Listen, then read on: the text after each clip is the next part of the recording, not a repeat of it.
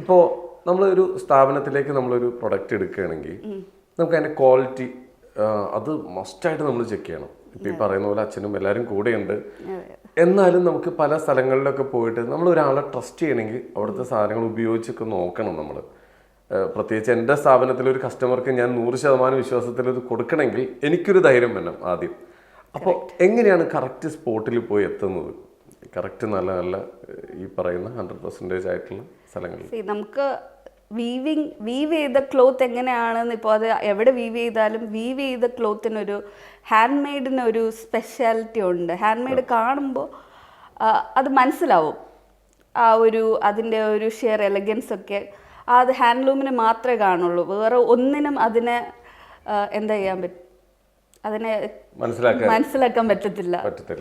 I mean like അതിനൊരു അതിൻ്റെതായ ഒരു ഒറിജിനൽ ഈസ് ഒറിജിനൽ. ഇപ്പൊ നമ്മൾ എത്ര അതിന്റെ ഡ്യൂപ്ലിക്കേറ്റ് ഉണ്ട് അങ്ങനെ ഉണ്ട് ഇങ്ങനെ ഉണ്ടെന്ന് പറഞ്ഞാൽ ആ ഒരു ഒറിജിനൽ ഈസ് ഒറിജിനൽ എന്തിൻ്റെ ആയാലും